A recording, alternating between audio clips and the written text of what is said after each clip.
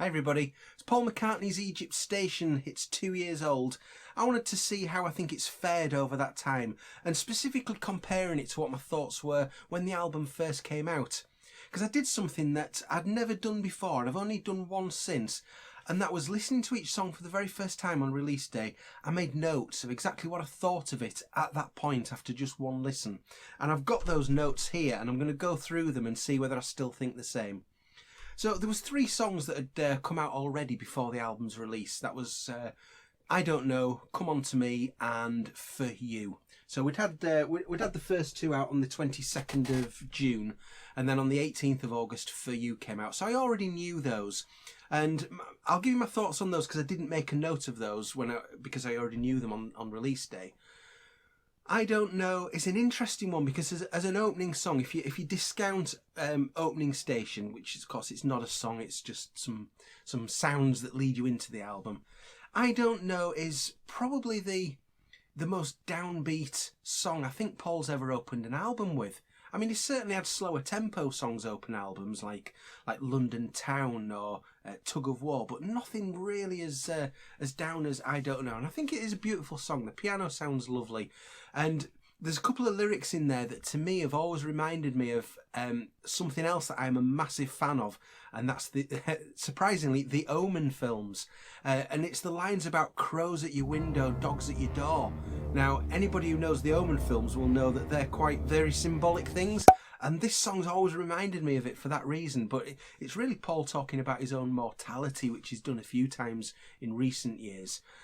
So I think that's a really nice opening, but certainly the most downbeat one that he's had in his solo career that I can think of anyway. Come On To Me, I think, is just a good fun pop song. I don't think it pretends to be anything big or clever. It's just a good slice of pop. A bit like, it's not necessarily a similar song to Dance Tonight, but a similar sort of vibe of, this ain't big, this ain't clever, this is just going to be fun. And For You, well, definitely the most contentious song on the album. I think my daughter put it best at the time. I played her the song at the time. I wanted to know what she thought of it. She was about 20 years old at the time. I said, what do you think of this song? And she said, well, if it was in the hands of somebody like a One Direction or somebody modern current, then it would be a really good pop song. But she said it doesn't sound right with an old man singing it. And I understood exactly what she meant by that. But again, I think it's just a good, fun pop song. And there's obviously that ambiguity in the lyrics there. But yeah, I don't mind For You. I'm not anti it. But anyway, let's get to these notes of the my opening thoughts as I listened to each song for the first time. So, Happy With You. This is what I said on the day. Beautiful, making me a little emotional. Reminds me of various things. Early Wings, Mama's Little Girl style. Early John Martin folk period acoustic guitar. So, yeah, do I think that's still the case? Well, pretty much so, to be honest. It still does make me a little emotional. I'm gonna move my camera around here, and I'm just gonna show you a poster that I have on the wall next to me. There, that Beatles poster there. And what I tend to think of when I'm listening to this song is there's that guy there. This is the same guy singing as there. What's he been up to for these past sort of 56 years since that poster was since that photograph was taken? Oh, he's happy. He seems to be having a good life. Brilliant. And it's almost as though I didn't know anything about what's happened in between, but I know that he's happy, so that's good. But I think it's a beautiful little song that sort of kicks off the album after the songs that were already known have been on. So I do really like that one. Who Cares? So what did I say about Who Cares on the 7th of September 2018? I said, I liked the loop guitar riff intro. In the World Tonight-esque. Would fit nicely on Memory Almost Full. In fact, partway through, I'm thinking if he keeps this quality up through the album, he's just knocked Memory Almost Full out of the park with this album. I had no expectation that this should be possible at this stage in his career and life. Okay, interesting. So that suggests that on the 7th of September 2018, I really enjoyed Who Cares. And I still like it, but I don't think I would enthuse about it as much as I did on the day. I still think it's a good pop song. It's one that Paul certainly seemed to hang a lot of his promotion off with the video, like a sort of taking like an anti-bullying stance with the video, and he did a lot of promotion around this song.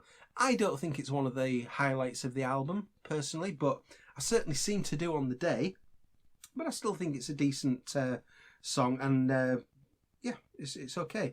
Confidant next. So again, what did I say on the day? Feels like a lesser track, but then it still has some lovely instrumentation. So if it is a lesser track, it's a fine one. Shades of Electric Arguments.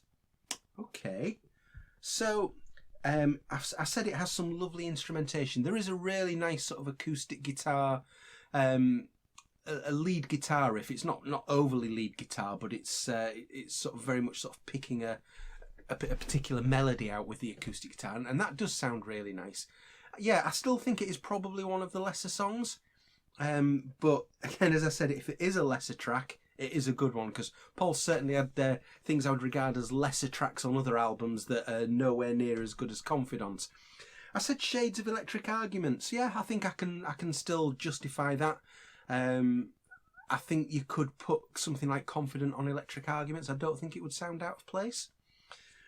So yeah, overall it's a decent start so far. Not an amazing start for the album, but pretty good. Not too bad.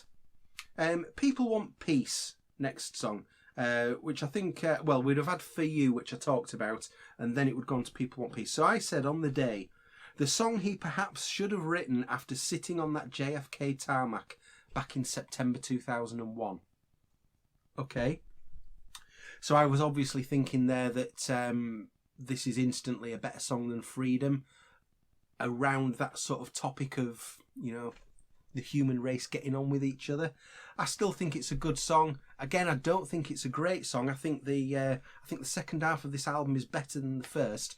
But yeah, I think if we're going to remember a song by Paul to world peace, I'd rather it be this one than Freedom. I think that's a fair comment for me there.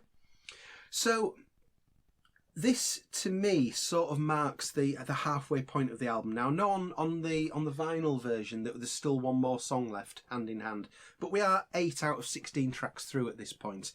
And if I'm looking at the first half overall, I think it would make a decent Paul McCartney album. I think it's on a par with something like New, which I thought was a good album. I didn't think it was amazing, but I thought it was good. That's where I think we're about at so far, level-wise. From this point onwards, from Hand in Hand onwards, that's going to change. That gets different, so stick with me. Very much a turning point, I think, here. So I said on the day, Hand in Hand. Okay, if Arctic Monkeys' new album, Tranquility Base Hotel and Casino, had been written by McCartney rather than Alex Turner. I don't know how many of you out there are Arctic Monkeys fans or know that album, but that was a fairly new album when Egypt Station came out. I think it had been out about 4 months. And there's a singing style on Hand in Hand that's not too dissimilar to some of what's on that album. So it was quite topical at the time. I think that's why I had that thought. Hand in Hand for me is an absolutely superb song. I love it. I love the melody of it. I love the feeling in Paul's voice. I love that sort of, I don't know if it's panpipes, that sort of solo that goes partway through. If it is panpipes, it's the only panpipes thing I've ever liked in history. But I think Hand in Hand is an absolutely gorgeous song and really starts to lift this album. We've then got what would be the first song on the second side, on the second disc of vinyl, which is Dominos. So again, here's what I said on the day. Some of the backing vocals feel like late 60s era Beach Boys, not grabbing me yet as much as it has for many others, but that pesky McCartney knows how to write an earworm, so maybe it'll end up as a future favourite.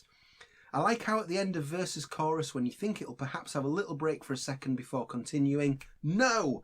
It just ploughs on. Helps the song, I think. It's just gone all Magical Mystery Tour on me at the end. So, yeah, some interesting thoughts there, because so I've said that it's not grabbing me yet as much as... I know I'd read a lot of things from people who said, Dominos is the song on this album, this is the one you want to be listening to. And it didn't grab me as much then, but it certainly has since. I think it's a fantastic late-era Paul McCartney song. I don't think it's too dissimilar to the style of the album before, New. It certainly would have fitted on New, and it would have been an absolute highlight of that album, I think. But yeah, certainly that Magical Mystery Tour ending, I can see what it's doing there. It goes into all these sort of sound effects, which is a bit like the sort of dreamy qualities that go on during Magical Mystery Tour album and certainly in the film. So Dominos, we've just had two absolute crackers in a row, Hand in Hand and Dominos. Next one, Back in Brazil. A real fan's favourite, isn't it? Well, it is for some. So this is what I said on the day. What the hell? I'm sending back my McCartney 2 deluxe book. This bonus track was clearly missed off in error. I find myself drumming enthusiastically on my chair and nodding my head in time. Bonkers but great. Well, bonkers but great. I still stand by that. I absolutely love Back in Brazil. I think it's just such a fun song. The McCartney 2 reference that I made there is because it immediately struck me as being a bit like Temporary Secretary. I still feel it's almost like a follow-on to Temporary Secretary. You know, that girl's now in Brazil. She's not aged a day in the last 40 years, but she's now in Brazil, and this is a song about her. It's the girl from Another Day. It's the girl from Temporary Secretary, and now she is here in Brazil. I just think it's great. Ichiban, Ichiban, da da da da da da da. It's just great fun. Shall I calm down a little bit? Okay. No, I love Back in Brazil. I've calmed down now. Next song, Do It Now. So this is my notes. This is what I said on the day when I listened to it for the very first time. Brian Wilson wishes he had written this. That's all I put. Again, I can see what I meant by that. I think I'm talking about sort of modern era Brian Wilson. Let's say, for example, one of his albums over the last 20 years. If he'd have written that song in the last 20 years, it would be like, oh, fantastic song by Brian. It does feel like a Brian Wilson kind of vibe. Do It Now, of course, Paul mentioned, was based on a phrase that his dad used to say. So Paul's enjoyed putting some of those phrases in over the years. You know, like, put it there if it weighs a ton, for example, was one of his dad's. Do It Now was another thing that his dad used to say to him, you know, sort of like a seize the moment thing. So it's not one of the best songs, I don't think, towards the back end of the album. But, yeah, it's, you know, if you're writing something that would be, that you're comparing to a good Brian Wilson song, you know, it ain't bad. Caesar Rock. Okay, so this is what I said. Pre-vocals would fit right in on Noel Gallagher's last album, which was very sort of instrumental, experimenty. In fact, the whole thing would. Oh, this is good. So I was clearly enjoying that. Caesar Rock's a lot of fun. I heard people comparing it to Rolling Stones. I think the sort of bluesiness of it. I heard people comparing it to Liam Gallagher, which I don't see that at all, really. I don't know what they were talking about there. But again, it's just another good McCartney modern rocker. And then you've got the fun line at the end about she's got matching teeth, which I always think's a lot of fun. I enjoy that. So then we move on to what is the last side of vinyl. And on the vinyl, as side 4 as it is, I think it's absolutely epic, is this side 4. One of the best sides of McCartney vinyl I think I've ever heard, to be honest. Starts off with Despite Repeated Warnings. Again, this is what I said. I'd read a lot about Despite Repeated Warnings, but I hadn't heard it. I said, from what I've read, I was expecting something along the lines of Uncle Albert, Admiral Halsey. First 2 segments, okay, good, but not blowing me away. Where will it go next? That brass! Unexpected. He sounds all 1983 again at the end. I thought that voice had gone forever. Is this some old studio vocal he's repurposed for this song? Surely not. Pipes of Peace album style ending. Okay. So let's pick this apart. Well, yeah, so Uncle Albert, Admiral Halsey, obviously a song in various parts, as was, of course, Band on the Run. And this is very much that. This goes through stages. You have this sort of first stage that's quite fairly slow and just sort of eases you in, and then it just ramps it up a notch, and then it explodes, and then it comes down with an epic. I said Pipes of Peace ending there.